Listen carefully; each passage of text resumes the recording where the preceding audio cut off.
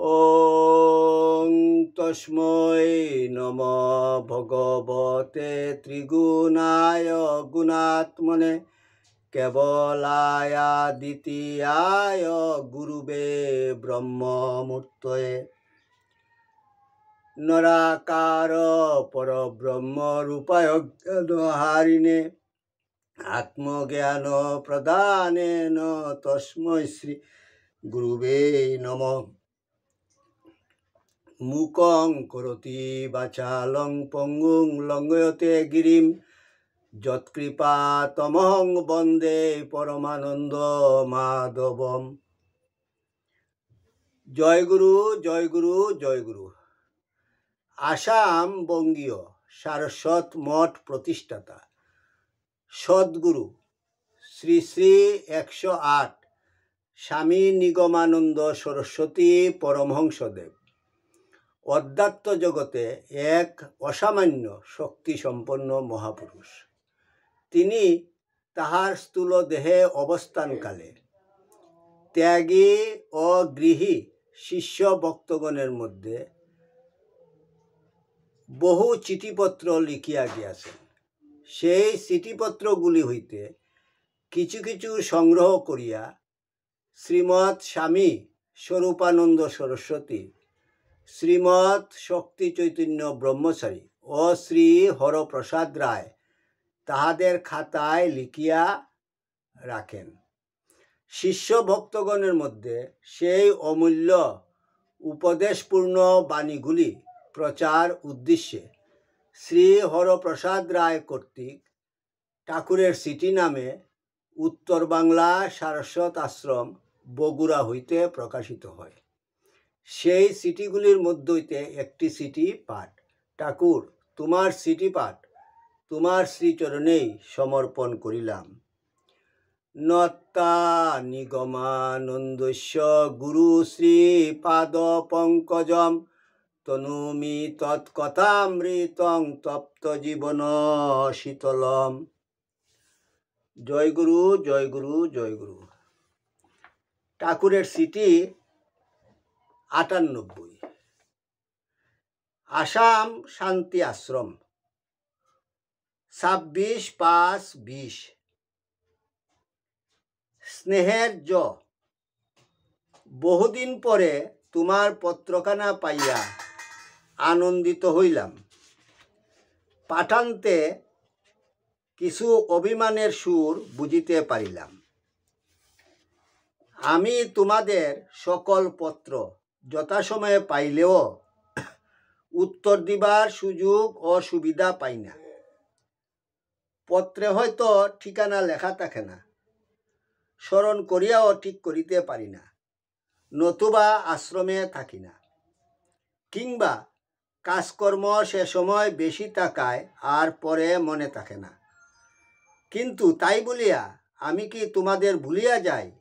হারে, আমি তোদের পাইয়া ঈশ্বরকে ভুলিয়াছি। তোরা কি আমার ভুলার বস্তু? তোরা যে আমার হৃদয় নিকুঞ্জের দুহেলা। তোদের প্রভাতি টানেই না আমি প্রাণ ঢালিয়া দিয়াছি। কেবল দেখিতেছি কার কুজনে প্রাণে কিরূপ তরঙ্গ বহিয়া যায়। প্রতি মুহূর্তেই যে তোদের স্মৃতি জাগ্রত হইয়া আমাকে ভাবের রাজ্যে প্রতিষ্ঠিত করিতেছে। তোরাই এখন এ হৃদয়ের ধ্যান, জ্ঞান ও তপস্যা। বৎস, অধৈর্য হইয়া পড়ো কেন? প্রাণে বল আনো। সেই মহাশক্তির প্রাণে প্রাণ মিশাইতে চেষ্টা করো। শক্তির অভাব হইবে কেন? মাকে ভুলিও না। মায়ের ছেলে, ব্রহ্মময়ীর সন্তান, তোদের পাপ তাপ কি? দুর্বলতা আসিবে কেন? মাকে ভুলিও না। মা ডাক সারিও না। দেখিবে নানা খেলার ভিতর দিয়া খেলাইয়া সন্তানকে তিনি কুলে টানিয়া লইতেছেন। ইহার মধ্যে যাহার যত ব্যাকুলতা বুঝিতেছেন, তাহাকে তত শীঘ্র ও তত জোরে টানিয়া কুলে তুলিতেছেন। সংসারে তাকিয়া সাংসারিক তরঙ্গে ক্ষণে ক্ষণে ব্যাকুল হইলে চলিবে কেন? বীরের ন্যায় বুক পাতিয়া দিতে হইবে, অথচ অটল অচল থাকিবে। যে কার্য মন্দ বলিয়া তোমার বিবেক বুঝাইয়া দিবে, সে কার্য যাহাতে না করিতে হয় প্রাণপণে সে চেষ্টা করিবে। ঘটনাচক্রে হইয়া গেলে তোমার দোষ কি? বুঝিতে হইবে মায়ের ইচ্ছাতেই তাহা সম্পাদিত হইল। কেবল নিজেকে আর মাকে ভুলিও না, নিজেকে ভুলিয়াও মাকে মনে রাখিও। মায়ের সংসার দিয়াই মায়ের কুলে উঠিতে হইবে। সুতরাং ইহা না ভুলিয়া জীবন পথ বাহিয়া চলিয়া যাও। শুধু ভয় পাইলে চলিবে কেন? বউকে আমি কি শিক্ষা দিব? তাহার শিক্ষা তোমার একমাত্র সাধনার উপর নির্ভর করে। নারী মাত্রেই একাধারে মা ও মায়া। তোমার সাধনায় মায়ার আবির্ভাব হইতে পারে, কিংবা মায়ার বিকাশ পূর্ণমাত্রায় হইবে। যাহা চাও সেই প্রকার সাধনার দরকার। সাক্ষাৎ ভিন্ন এ পত্রে অসম্বন্ধে আলাপ চলে না। তাহাকে আমার শিক্ষা দেওয়ার কোনো দিনই সুযোগ সুবিধা হইবে না, এবং সে শিক্ষা কার্যকরীও হইবে না।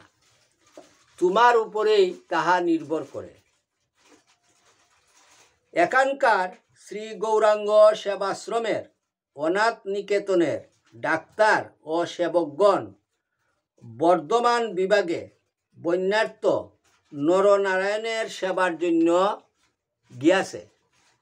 বর্ধমান জেলায় দামোদরের দক্ষিণ পারে কার্য আরম্ভ হইয়াছে। মাত্র একজন সেবক লইয়া আমাকে আশ্রমের সকল বিভাগের কার্য করিতে হইতেছে। একদণ্ড অবকাশ নাই। তদুপরি টাকার চিন্তা, আর কেবল চিঠি লেখার উপর আসি। ব্যক্তিগত কোনো চিন্তা করিবার অবকাশ নাই। অন্যান্য কুশল আমার আশীর্বাদ জানিবা। ইতি শুভানুধ্যায়ী ঠাকুর। জয় গুরু, জয় গুরু, জয় গুরু। ওং যদস্করং পরিভ্রষ্টং মাত্রাহীনঞ্চ যদ্ভবেৎ তৎসর্বং ক্ষমতাং দেব প্রসিদ পরমেশ্বর। সর্বে ভবন্তু সুখিনঃ, সর্বে সন্তু নিরাময়া, সর্বে ভদ্রাণি পশ্যন্তু মা কশ্চিৎ দুঃখভাগ্ ভবেৎ। ওং শান্তি শান্তি শান্তি। হরি ওম তৎসৎ।